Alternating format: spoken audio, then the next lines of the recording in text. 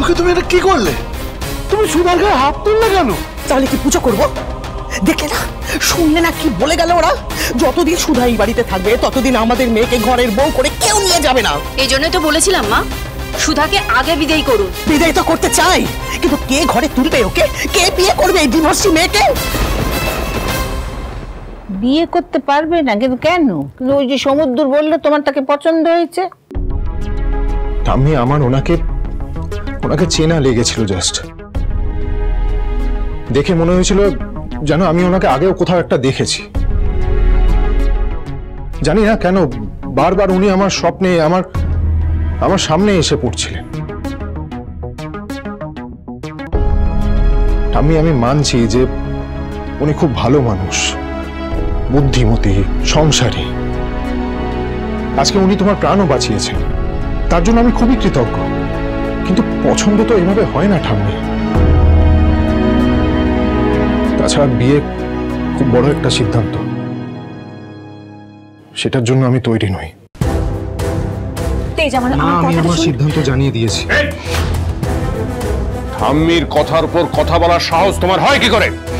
বাবা, আমি ঠাম্মিকে যথেষ্ট শ্রদ্ধা করি, তাই আমি জানি ঠাম্মি ঠিক বুঝবে। ঠাম্মি বুঝবে আমার এই সিদ্ধান্তের কারণটা কি। কি কারণ স্পষ্ট করে বলো। আমার ক্যারিয়ারের এই পিক সময় আমি বিয়ের বন্ধনে নিজেকে বেঁধে নিজের ফিউচারটা নষ্ট করতে পারবো না।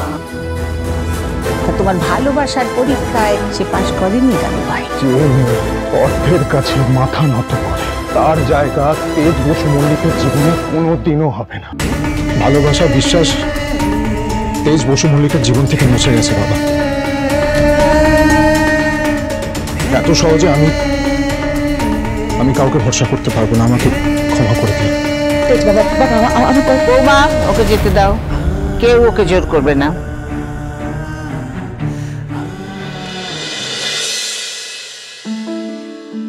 ঠাম্মি, এই প্রথমবার তুমি তোমার প্রিয় নাতির জন্য তোমার নিজের সিদ্ধান্ত পাল্টাচ্ছ।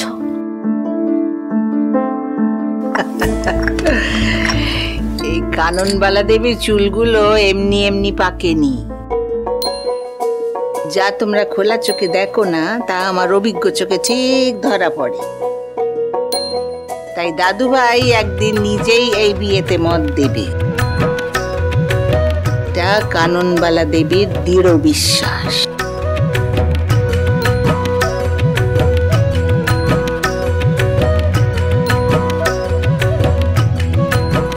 এই বিয়েতে আমার মত আছে।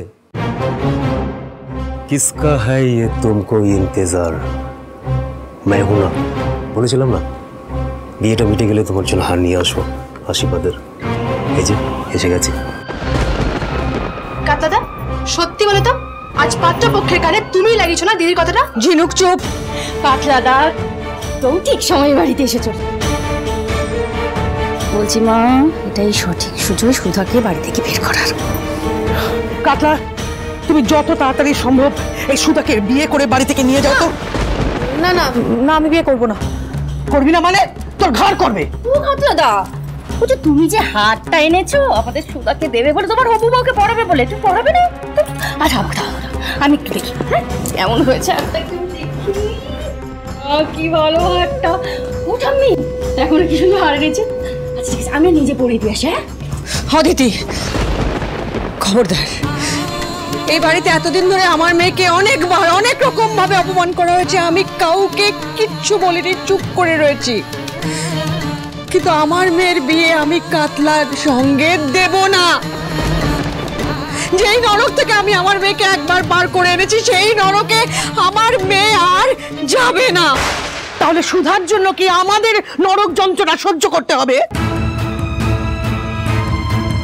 কাতলার সঙ্গে বিয়ে দিতে চাস না মানলাম, কিন্তু আমিও দেখবো কোন বড়লোক বাড়ির ছেলে ওকে ঘরে তোলে।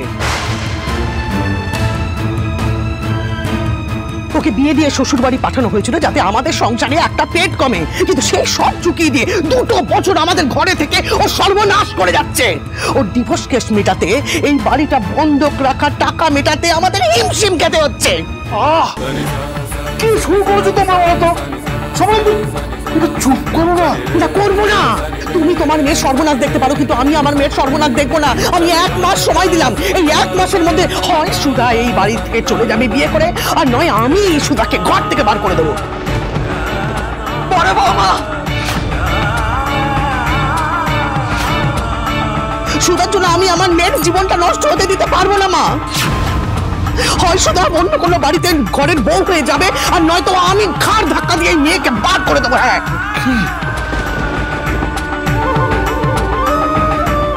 আর কে বিয়ে করবে ওকে? শেষমেশ সেই কাতলার পায়েসেই পড়তে হবে। কাতলা বাবা, মাথার উপরের ঈশ্বর আছেন, আর গুটি কয়েক ভালো মানুষও এখনো পৃথিবীতে আছে বাবা। উনি দেখছেন তো, উনি ঠিক এমন একজন মানুষ আমার মেয়ের জন্য পাঠাবেন যে ওর অতীতটা ভুলে গিয়ে ওকে মেনে নেবে। এটা একজন মায়ের বিশ্বাস বাবা।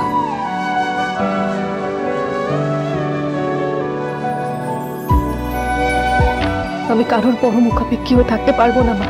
আমি আমার ব্যবস্থা ঠিক করে নেব, আর আমার জন্য এই বাড়িতে যা যা ক্ষতি হয়েছে আমি সবকিছু শোধ করে দিয়ে যাব। আর যদি না পারি তাহলে জেঠির কথা মুখ বুঝে মেনে নেব। আমায় বিয়ে করে আর কাউকে উদ্ধার করতে হবে না। ভালোবাসা, বিশ্বাস, এগুলো থেকে আমার ভরসা এই জন্মের মতো উঠে গেছে।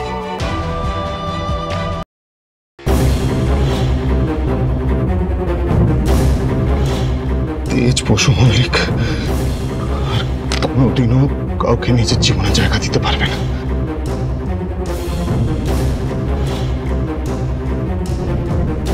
এই গোলাপটা যে কি করে এলো আমার কাছে, আমার কিছুই মনে পড়ে না।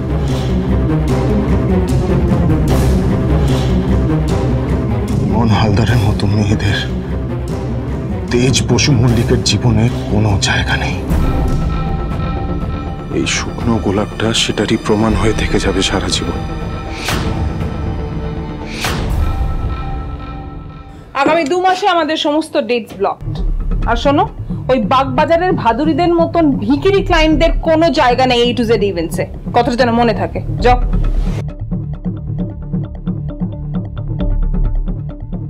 মাই লিটল বেবি এখন এই শহরের ফেমাস বিজনেস ওম্যান। কোথায় ওই তেজ বসু মল্লিক এখনো কাননবাড়া দেবী শাড়ির আঁচল ধরে ঘুরছে? কোথায় আমার লিটল বেবি নিজের একটা এম্পায়ার ক্রিয়েট করে নিয়েছে? I am so proud of you my little baby. Thank you mom, thank you.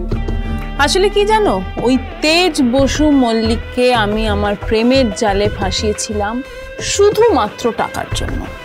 সেই টাকাটা যখন আমি পেয়ে গেছি, ও মরলো না বাঁচলো আমার কিছু যায় আসে না। ম্যাম, এই ফাইলটা আপনি চেয়েছিলেন। হ্যাঁ, আচ্ছা শোনো, সামনে আমাদের বড় অর্ডার আছে, আমার স্কিলড লোক দরকার 24 ঘন্টার মধ্যে। ঠিক আছে ম্যাম, আমি জোগাড় করার চেষ্টা করছি। চেষ্টা নয়, জোগাড় করো ফাস্ট। চলো চলো বেবি।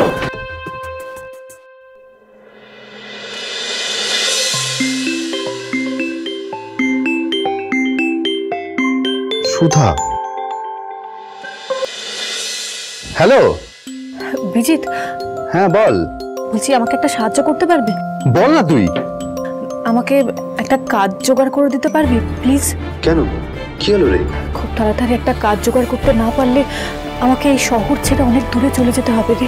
এসব কি বলছিস? আমার পরিবারকে ভালো রাখার জন্য এটা আমাকে করতেই হবে, আর এটাই আমার শেষ সিদ্ধান্ত।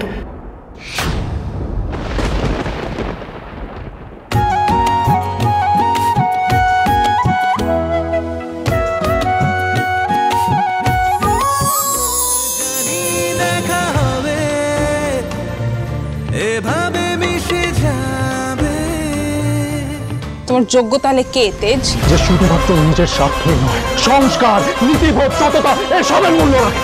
1 মাসের মধ্যে তেজ বসু মল্লিক এরকমই এক মেয়েকে নিজের স্ত্রী করে দেখাবে। আপনাদের মেয়ে কিন্তু আমাদের ভারী পছন্দ হয়েছে।